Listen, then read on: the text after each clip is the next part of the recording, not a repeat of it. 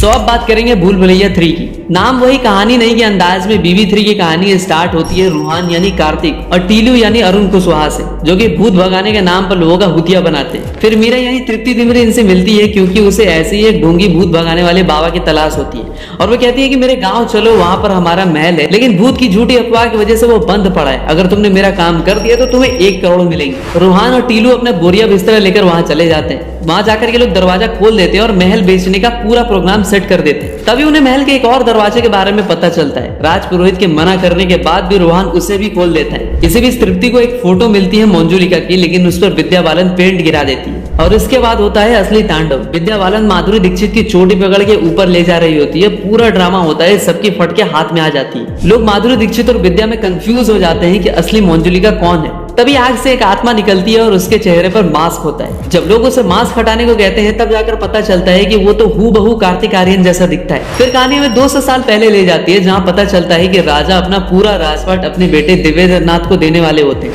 लेकिन उनकी दोनों बेटियां मंजुलिका यानी विद्या और अंजुलिका यानी माधुरी दीक्षित को पता चल जाता है कि देवेंद्र यानी उनके भाई को नाचने गाने का शौक है और वही आमिर तोमार पर फुल मीठे अंदाज में डांस करता है। यही चीज वो अपने बाप यानी महाराजा को दिखा देती है और उनसे कहते हैं कि आप इसे राजपाट सौंपने की सोच रहे हो, ये इस लायक है। राजा को देवेंद्र नाथ पर गुस्सा आ जाता है और वो उसे जिंदा जलाने का आदेश दे देते हैं, लेकिन वो अपनी दोनों बेटियों को भी राज सिंहासन नहीं देते क्योंकि उन्होंने सबके सामने देवेंद्र नाथ को एक्सपोज कर दिया था, जिससे राजा की बहुत बेइज्जती हुई थी। वही देवेंद्र नाथ आगे चलकर आमिर तोमार पर डांस करता है और सबकी गेंद फाड़ के रख देता है, लेकिन उसे किसी भी तरह से पकड़ लिया जाता है। माधुरी और विद्या फिर से इस बार अंजुलिका और मंजुलिका का पुनर्जन्म होती है। लोग उनसे कहते हैं कि इसे जला के खत्म कर दो, लेकिन वो दोनों ही कहती हैं कि आज से 200 साल पहले यही गलती की गई थी, जिसकी वजह से आज ये सब कुछ हुआ। वो उसे माफ कर देती है और अपनी बहन की नजरों में नफरत के बजाय प्यार देखकर देवेंद्र नाथ भी पिघल जाता है और इमोशनल हो जाता है और उसे मुक्ति मिल जाती है। अब इस फिल्म की दो एंडिंग लिखी गई थी। 2 क्लाइमैक्स शूट किए गए थे इस फिल्म के, सो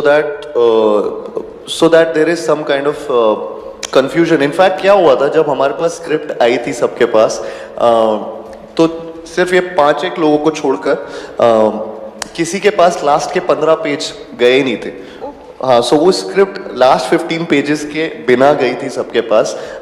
इवन जो एडी डिपार्टमेंट है या प्रोडक्शन डिपार्टमेंट, सबके पास ऐसे ही स्क्रिप्ट गई है without the climax, without the last 15 pages. सारे लोग एंड में पोस्ट या मिड क्रेडिट सीन में अक्षय कुमार का कैमियो एक्सपेक्ट कर रहे थे, लेकिन ऐसा कुछ भी नहीं हुआ। फिल्म का प्लॉट काफी सही होता है, लेकिन एग्जीक्यूशन में मेकर्स मात खा जाते हैं। जैसे BB1 की कहानी 2 से अलग थी, 3 की कहानी 2 से, तो इस फ्रेंचाइज से अभी और भी फिल्में आएंगी। कैरेक्टर्स वही होंगे लेकिन कहानी अलग होगी। भूल भुलैया 2 आई, आपने वो कहा कि आपने कार्तिक बोला है तुम्हारी फ्रेंचाइज है, we have to take it ahead, आपने 3 बनाई। अब आप भूल भुलैया के फैंस को क्या कहना चाहेंगे? Where is this going to go from here?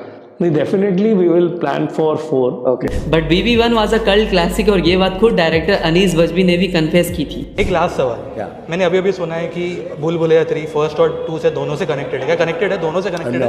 No. First is a classic film.